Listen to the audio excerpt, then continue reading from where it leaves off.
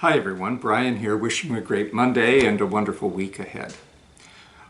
In this long series, we've been looking at the very real possibility that we in the modern 21st century can cognitively have access to the voice of our soul, to come to know the deep self within, a self that wants to interact and companion with our everyday self. Our everyday self we're very comfortable with and know, and we have to say that over the last, between 200 and 300 years, Western culture has done a great deal to try to exercise the everyday self, discipline it with education, scientific method, help the everyday self to take on ever-increasing personal responsibility and interactive responsibility with the world it shares with others. This has all been very exciting, and as we enter the first few decades of the 21st century, we're very aware, at least I am, that the world around us provides lots of healthy opportunities to further enable the everyday self to be as good as possible, both for the wholeness of our being individually and to bring us to more and more corporate responsibility. So for example, we are working through medical science, other forms of technologies, and coming to understand the relationship of our physical bodies to the physical world we're in, to the process of aging, etc., etc. So we know today about good nutrition, good exercise, living a balanced life. We know if we have problems in this, there are medical doctors, specialists in a variety of fields, dentistry, all of these things that help us, again, if the everyday self is prepared to be disciplined and organized, to ensure that we have the capacity to take care of ourselves physically. We can also, on our own, without stretching out to the professionals that exist in various forms, take care of our physical well-being by monitoring our own food intake, ensuring that we have some form of aerobic exercise or other forms of taking care of ourselves physically. And the same is true, actually, for how we take care of ourselves psychodynamically, sociologically, and interpersonally. We have lots of ways to know what mental health looks like, what good, positive institutions look like the nuclear family, a school setting, a business environment, and places where we do casual social interaction. We understand the best way to do this, the necessity for it. And we have everything from individual psychotherapists to psychiatrists to public health officials to sociologists, anthropologists, and other social scientists who help us to live a more whole and healthy mental life. And we can go beyond that. Hopefully our political sphere is one in which we get to dialogue about the best way to be both a larger community, whether it's a local municipality or as big as a national state system, or of course today we need to be very conscious of our role in the international community, how we participate economically with each other, etc., etc. So we can see that the everyday voice is very busy in the modern and what we can now call the postmodern world. We have a lot to do, a lot to learn as children and adolescents about how to successfully manage all of this, and new data coming at us all the time from all these various spheres where research is being done and new insights are being gained. What, of course, we've done, unfortunately, in that is completely rely on these for health and wholeness.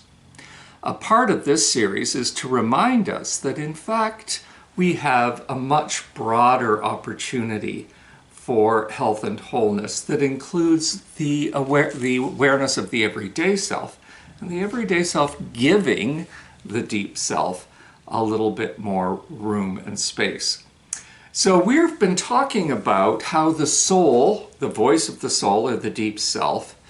has its own voice, does connect us to the divine truth that's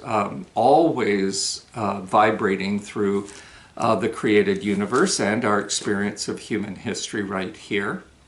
and how that can be cognitively understood, embraced, and then built into our everyday life. It's our hypothesis here, our presupposition that including this voice of the soul, this deep self, in the everyday activities of our lives will in fact bring us to a greater and more abundant life than even we could get by living as accurately and fully into all of the prescriptions and proscriptions of modern science, physical well-being, mental health, and all of that, all of which is perfectly good and we should be engaging in. But our premise here is that that becomes even richer, deeper, and more whole as we listen to the voice of the soul. Our second premise is that, in fact, the tradition of Holy Scripture that is used by the Jewish community, the Jewish Holy Scriptures, which they call the Tanakh, which begins, of course, with the Pentateuch and has histories and prophecies and writings, in addition to those first 5 books of the Bible, alongside the 4 canonical Gospels and other writings that comprise what we call the Christian Scriptures or the New Testament. And it's our premise here that while this whole biblical record gives us history, theology, community, corporate understanding of the relationship of us as individuals, but also as a community, to the transcendent voice of the divine. And that's what we tend to hear, I think, in our churches Sunday by Sunday, is how God has acted and how we then ought to respond to God's activity.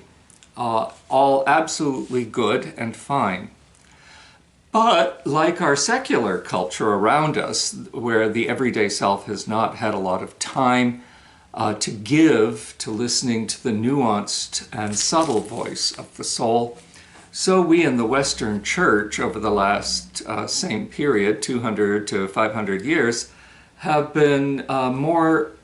enraptured by the concrete things we can understand about Scripture, its literary heritage, its archaeological foundations, its truth in history, its the development of theology that you can manage and look as you study these Scriptures and then live them out in faith communities. We've also been interested in what Christianity can do effectively in the culture around us. So a great many congregations measure their effectiveness by, say, the number of baptisms and weddings they do in a year, or by the amount of social service they're actually able to directly or even indirectly contribute to in their own local community. How they might impact major movements that occur, again, either locally or across society. So we in the church have become just as interested, and not wrongly, in all of the concrete things we can do. We've even had debates about the concrete nature of how is Christ in the real bread and the real wine of the Eucharist, or the concrete question of how the Nicene Creed should be translated into contemporary English. And this dominates so much of our conversation in the church that we, again, like I said a moment ago, like secular society, I think have found it more difficult to be aware of that subtle, quiet voice of the deep spirit that is working inside human beings. Yes, in the contemporary world, and that's the point of this series, is so that each of us can be aware of it, but also kept for us in the biblical narrative. And it's my belief that the authors of the Bible, both Jewish and Christian, among the other things they wanted to do was to give us a written record of how this deep voice of the soul the deep self participates with the everyday self and the many distractions and concerns, legitimate concerns, that the everyday self has to confront on a almost moment-by-moment basis. So we've been looking at that biblical record and hoping to uncover in it this voice of the soul, and to recognize that the authors, and we're still now in the Hebrew scriptures, the authors of these works wanted the Jewish community to be aware that there's a heritage of listening, what we can call prayerfully, to the voice of one's deep self, and that God chooses to speak to us. We've also been saying that, like any other human capacity, the capacity for the everyday busy self to be attuned to the deep interior self, the voice of the soul, some people have a great ability for this. And there would be a small percentage of people at the other end of the spectrum who have a very limited capacity to do this. And this is easy to understand. If you're at a cocktail party, just go around and ask people if they've ever been aware of a deep voice within them. Of course, in the modern world, we're embarrassed and shy about talking about this, and we really don't have a common language because it's completely lost now to the public sphere of conversation. But if you could get people to say it, I'm pretty sure you'd hear a spectrum from people who may very quietly let you know that in fact they have a regular experience of knowing that there is a divine rhythm. They might not even use that language, but that there's an awareness of something deeper and richer and more beautiful in their lives than they can easily or readily explain. Right through a spectrum of people go, oh yeah, I know it's there, excuse me, but I don't pay attention to it, or it's not a dynamic part of my life. Every once in a while it pops out. And then there will be some people at the party who, once you even get past the idea of this being a rare and unique topic of conversation, even when they seriously consider it, will say, no, that's not part of what I am. What we've been saying here is that that doesn't mean that the people who have no or very limited experience of listening to their deep self are correct and the secular world is just catching up with them. What it means is that there's a spectrum of ability to be cognitively aware of the voice of the soul,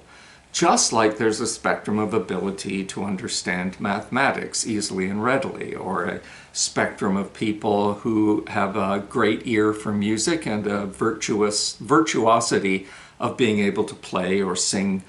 music for our benefit. In each of those cases, of course, there are people who are excellent at these things and some people who have very little ability in each of those areas. And it just takes a quick look at ourselves to know that, in my case, my brother's a great athlete. I feel like I have no interior gyroscope at all. And especially team sports were always a great confusion to me. Whereas he's been able to enjoy them, and as we both get older, he still enjoys downhill skiing and all of that sort of thing. He has that natural ability that I do not have. We all recognize this in so many spheres of human life, that it's got to be okay to also understand it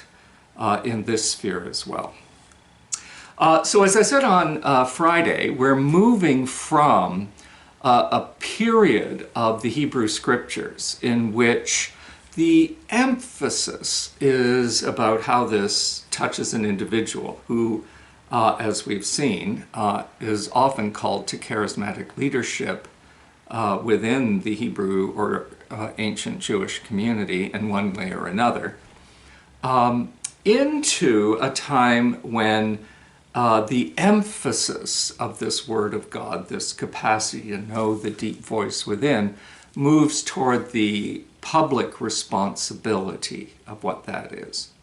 And again, on Friday, we said there are three general areas about how to comprehend and understand this, and I'm just going to reinforce it today.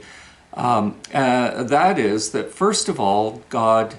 that voice of the soul, when we first meet that voice of the soul, almost universally, not entirely, but almost universally, it is God or a divine voice or a divine rhythm or a great spirit.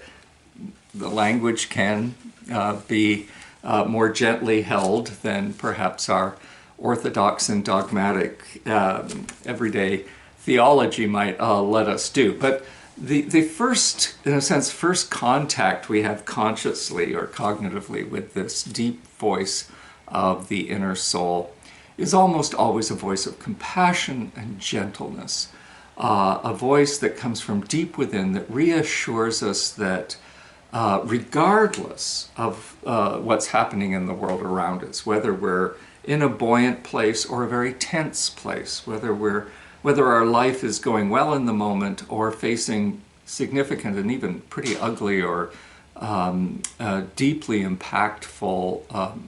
ugliness or problems, that it doesn't matter. The voice, this deep rhythm of divine voice within us, bubbles up and really gives us a sense that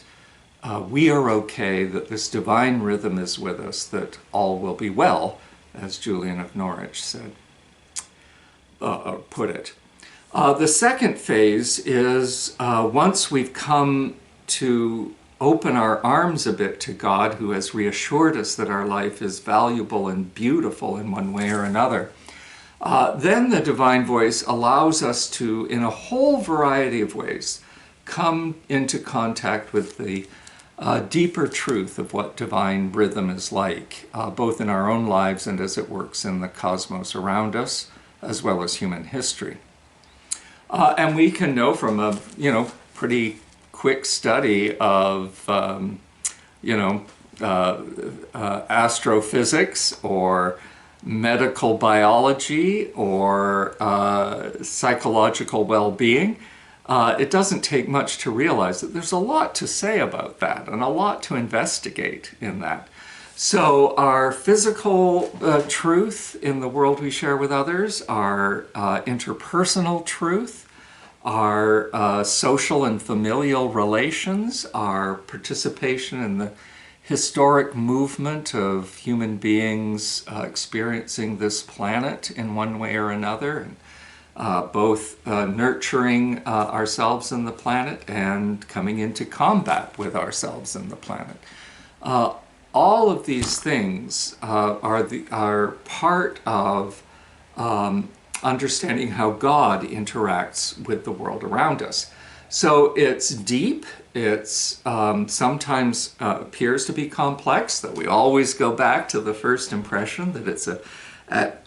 heart or core, the voice of the divine is always there saying, it is good, it is well, it is fine. Even as we investigate the way in which divinity is both the author of and interacts with both an expanding universe and human history on this planet, as well as your own individual life. So the second phase is this awareness of how the divine rhythm within you is pervasive through a whole spectrum of experiences. And then the last one, of course, as we said on Friday, is the way in which that impacts your real life and the real world you really share with a lot of other people. And all three are always true all the time. But as biblical authors tell the story, as we tell the story, while we remember it's true across the spectrum of experience, it's, the only way we can communicate is to kind of come down and tell stories from each of these levels. As we do, and as the people actually experience them, they know that, what they're called to do and say and act and behave out into the world is based on a notion that God is walking with them in the gentleness of the divine relationship with us. with all of this complexity. They know that, but they're probably only going to talk about, I really feel that the time has come to change my life in this way and grow in this way and impact some changes. So we talk only about various ways in individual steps in these three movements. Again, as I mentioned on Friday, as we look to the prophets, they're much more, they're coming at it from what needs to change. So on Friday this week, we're actually going to start with the story of the birth and the prophetic life of really the first prophet mentioned in the Hebrew Scriptures, a man named Samuel.